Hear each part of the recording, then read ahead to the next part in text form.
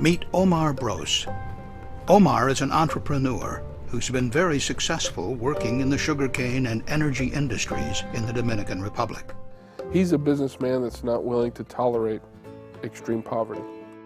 He spent his life looking for a business model that will allow him to continue to reap profit, but at the same time take into consideration the social welfare of the women, children, and others who suffer from extreme poverty in the Dominican Republic. If I want my kids to live in this country, I need to find a way that we can live all together in a better way. The society is based on economics. It's not based on how we can live better all together. And the rules of the system are established by the big companies for the big companies. And the dream was to succeed with that model. But today, that model has failed. Extreme poverty is about people not only not having money in their pocket, but also lacking opportunities, lacking a job, lacking quality education. It's about waiting for a miracle to happen. And for over the past 50 years, communities like Mata de Palma have been waiting for a miracle to come along and to lift them out of extreme poverty. I see a challenge. Moving to the poorest area of the country, to me, is a challenge. I've been a success in one sense. I produce economic wealth. This is not enough to me. I'm living in a society where we need to share the profits with the other people.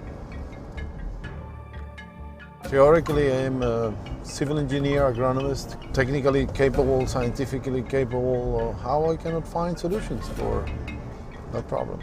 This is a challenge. Bros believes it is time to reinvent the sugarcane industry. Traditionally, the sugarcane industry have put workers on the field last.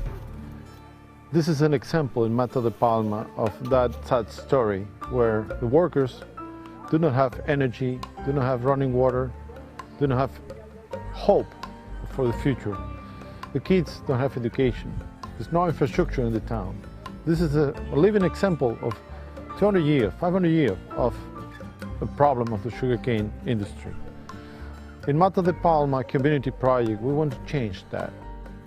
This involves three key ideas: rethinking the way technology is used to process sugarcane, rethinking the end uses and markets for sugarcane-based products, especially the energy applications such as ethanol, and finally, rethinking how to make the best use of the key ingredient in the entire process, the people who plant, harvest, and process the cane itself.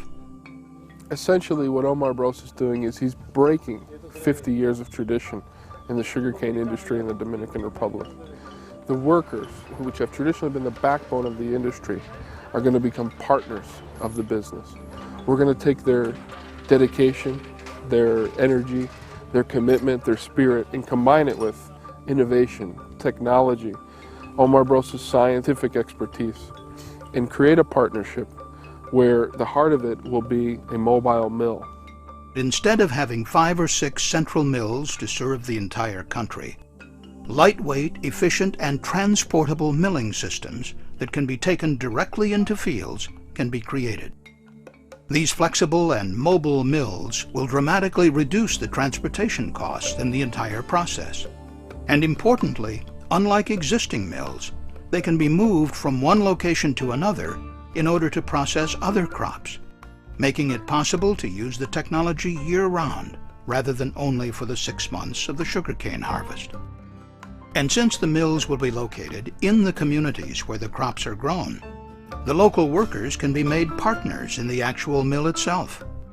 Finally, an important byproduct of the mobile mills is the production of energy that can be used to create electricity for the poor communities that surround the mills. Bros has taken this thinking out of the idea phase and into the implementation phase.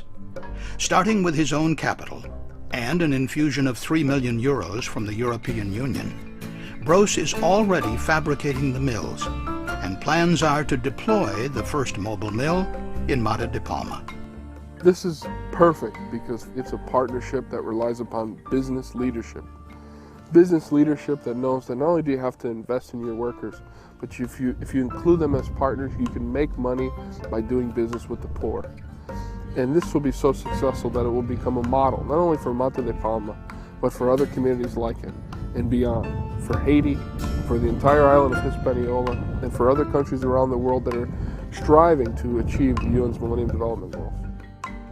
Mata de Palma concept is my life. If we succeed here, I succeed in life. If I fail in life.